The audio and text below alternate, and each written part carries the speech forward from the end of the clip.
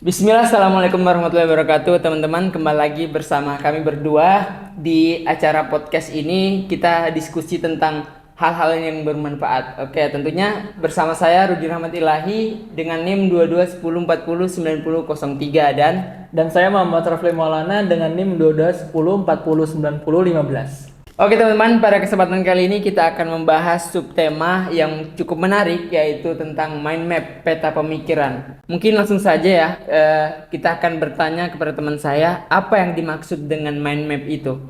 Silakan. Pengertian dari mind map itu sendiri. Oke. Mind map itu simpelnya adalah bagaimana caranya kita memvisualisasikan sebuah ide bisnis kita ke dalam perencanaan bisnis.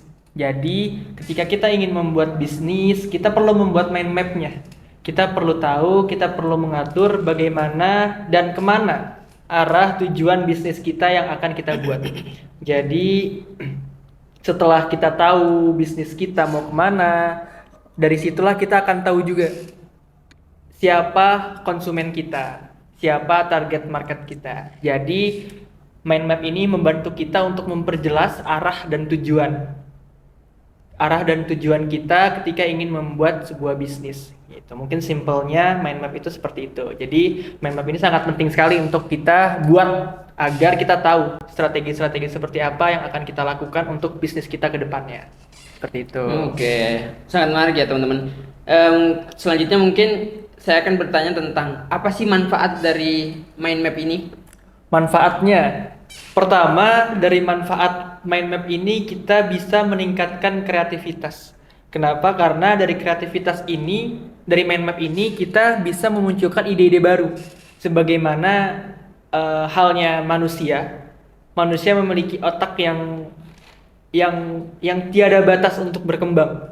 Selama kita memiliki keinginan yang kuat untuk mengembangkan pemikiran kita. Jadi sama halnya dengan mind map ini. Kita bisa membuat ide-ide yang sangat luar biasa, yang sangat baik, yang sangat bagus tanpa batas gitu.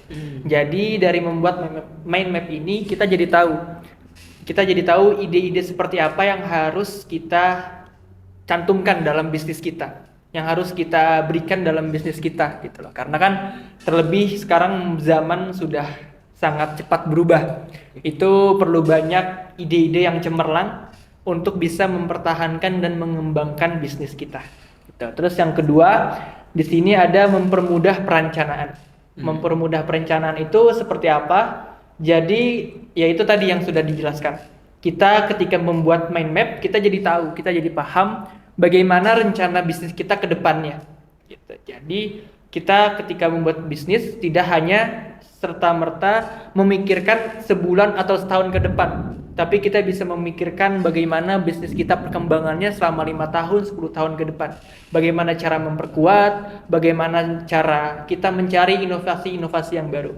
Itulah peran mind map. Dan yang ketiga, itu ada pengambilan keputusan. Pengambilan keputusan dengan cepat.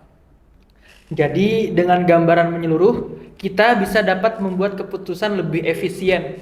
Karena kan kita sudah membuat peta konsep nih, peta pemikiran kita dalam bisnis.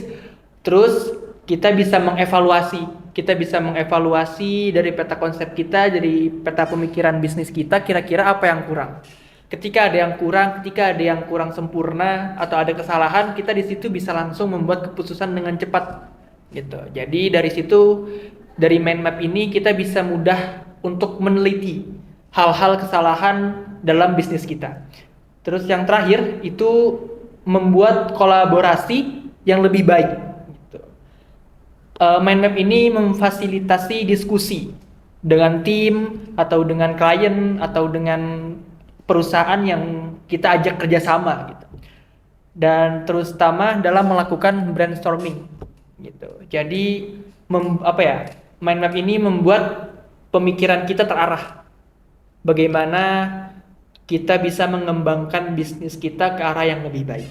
Seperti itu. Oke, sangat luar biasa ya. Kita udah mengetahui nih pengertian dari mind map itu dan juga manfaatnya sangat luar biasa ya. Jadi apa yang kita pikirkan apa yang kita keluarkan dari otak kita, tentunya kita perlu juga nih langkah-langkah gimana biar kita bisa melakukan itu. Nah, saya akan bertanya lagi nih, apa langkah-langkah yang perlu kita siapkan dan kita lakukan untuk merancang semua itu?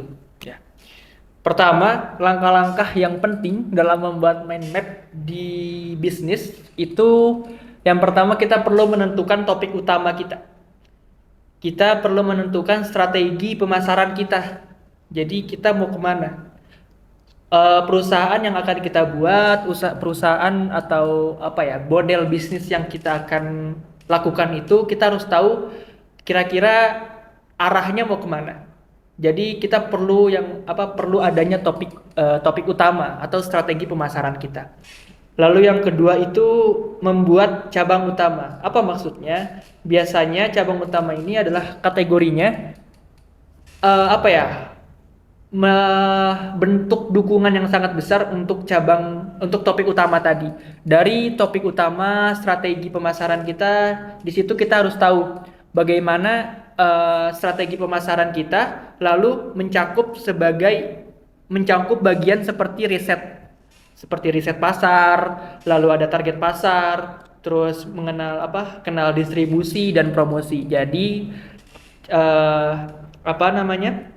yang cabang utama ini adalah ketika kita sudah mengetahui strategi bisnis kita, lalu langkah selanjutnya kita perlu riset pasar di pasar online itu seperti apa yang sedang booming, apa yang sedang diperlukan oleh konsumen. Lalu target pasar kita mau seperti apa, mau kemana arahnya, produk kita sesuai dengan orang-orang yang seperti apa, lalu mengenal distribusi, dan habis itu promosi. Karena penting sekali usaha kita, bisnis kita untuk dipromosikan ke halayak luas gitu. Oke teman-teman, sangat menarik apa yang telah dipaparkan oleh teman saya tentang apa itu mind map dan manfaatnya, serta langkah-langkah apa yang perlu kita lakukan dalam mengembangkan ide-ide menarik dalam bisnis kita. Tentunya mind map ini sangat berguna untuk membantu kita menghadapi peluang dan tantangan bisnis kita ke depan. Itu mungkin teman-teman apa yang bisa kita sampaikan. Apabila ada kekurangan atau ide-ide menarik yang perlu disampaikan, bisa langsung ditulis di komen. Oke teman-teman, terima kasih. Assalamualaikum warahmatullahi wabarakatuh. Bye.